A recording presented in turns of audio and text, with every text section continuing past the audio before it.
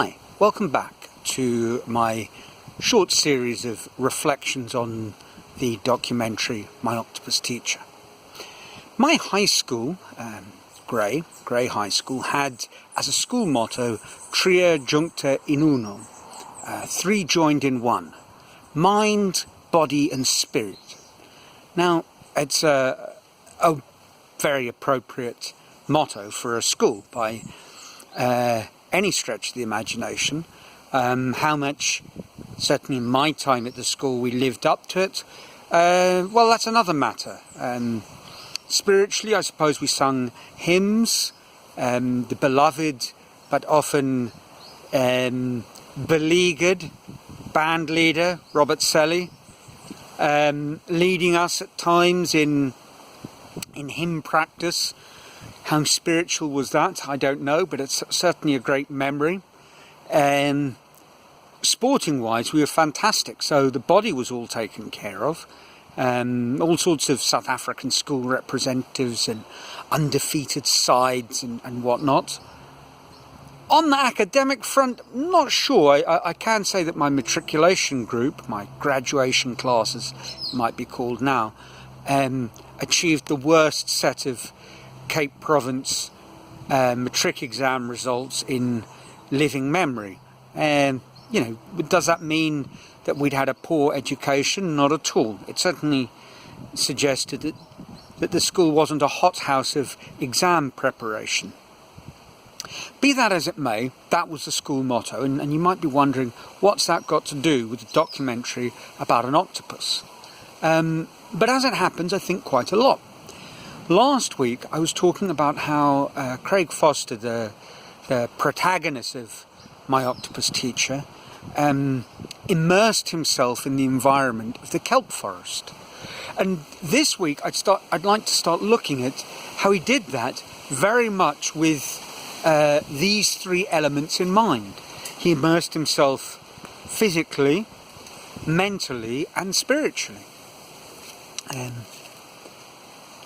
And I'm not going to go in the order of the motto. I think I'll kick off with the body first, because that really was, I suppose, the first sort of frontier that he had to cross. He decided to begin this diving very much free diving rather than scuba diving, and without a wetsuit. Now, these had two huge implications on the development of this experience of his in the kelp forest. And I'm going to make a claim a little bit later on that the movie would never have been made if he'd gone scuba diving wearing a wetsuit, and I really believe that. Now, the scuba diving would on the surface have enabled him to film in a much more successful sort of way, because he would have been unlimited relatively in terms of how long he could spend underwater. Whereas holding your breath, I mean, I'm not sure how long he can hold his breath for, but even if he's a very accomplished free diver, it's a matter of minutes. So that poses all sorts of challenges to the actual filming. But I'm not going to talk about that now. That's really about the filming per se, rather than his body. The wetsuit, on the other hand, well, that's a whole different ballgame. Because for those of you who are familiar with the water in the Western Cape, you will know that certainly on that side of Cape Town, the water is cold. Ball-shrinkingly cold. As students, we used to go to some of the little beach coves. There's a series of beach settlements, suburbs, I'm not sure what you'd call them, Camps Bay, We'd go very often to Llandudno, and I think it was appropriately called Llandudno because rather like Wales, it was freezing cold, the water. In the peak of summer sunshine, you'd be lucky to get above 12 degrees.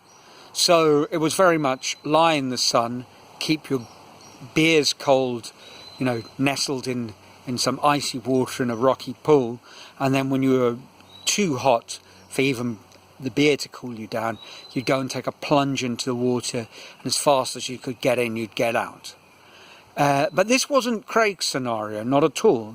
He began to embrace the cold, and that's become something actually of a modern movement, a trend, apparently with enormous health benefits. And if you're interested in those, and that's not why he was doing it, I don't believe, but if you are interested in those, follow up at Wim Hof, and he's all in favour of that, the benefits to the immune system, and he's pushed it pretty much to the limits.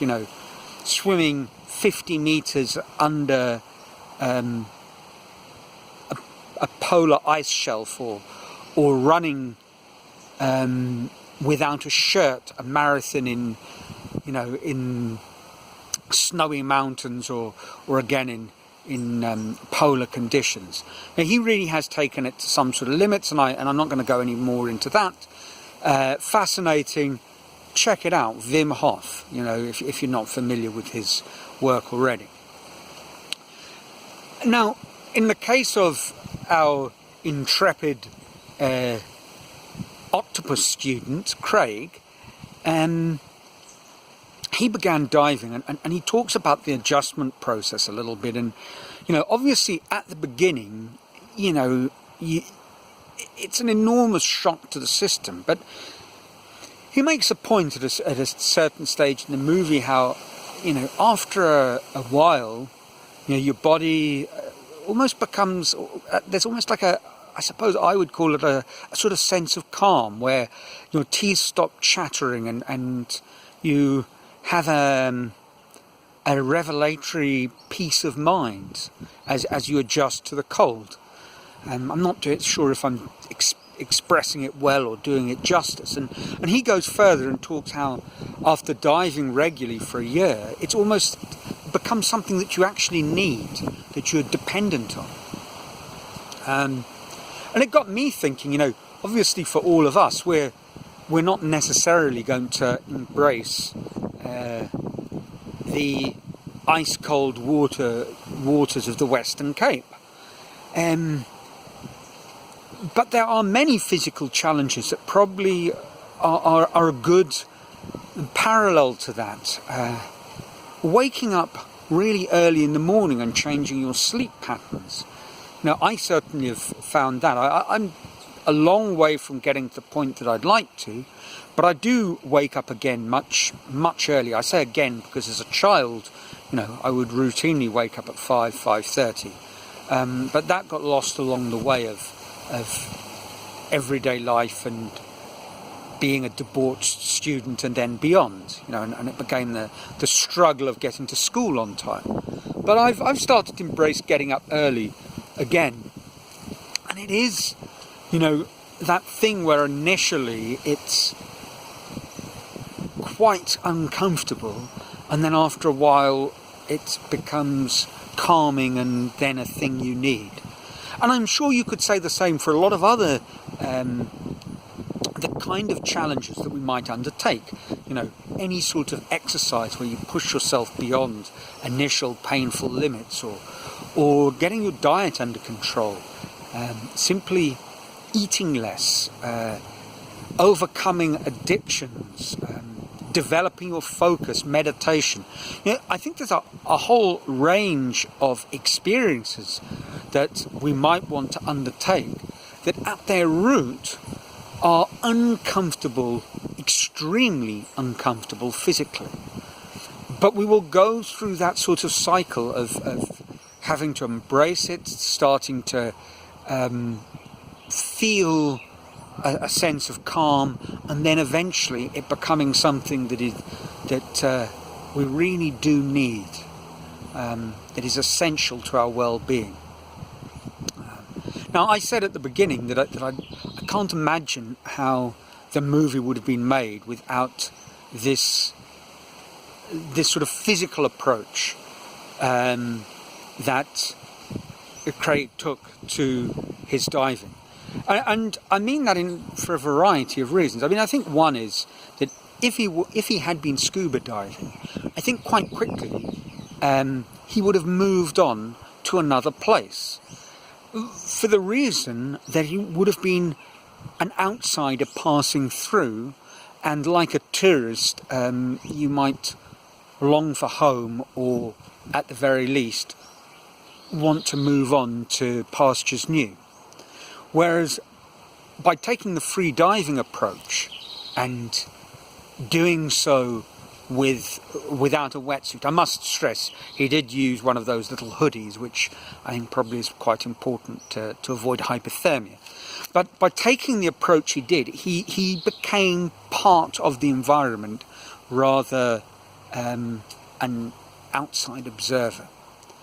So I think in whatever our challenge might be, at whatever environment that we might want to embrace, one element that will make that process successful will be thinking about how we physically identify with it and what our sort of physical entry challenges are that we need to overcome.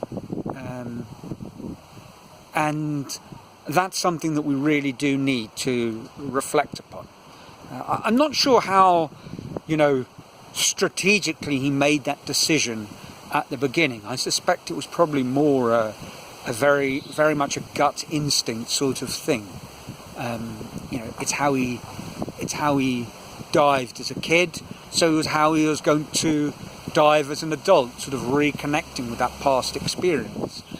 But there's no doubt in my mind that it was a critically important decision that absolutely made the whole adventure possible. And the movie obviously isn't just about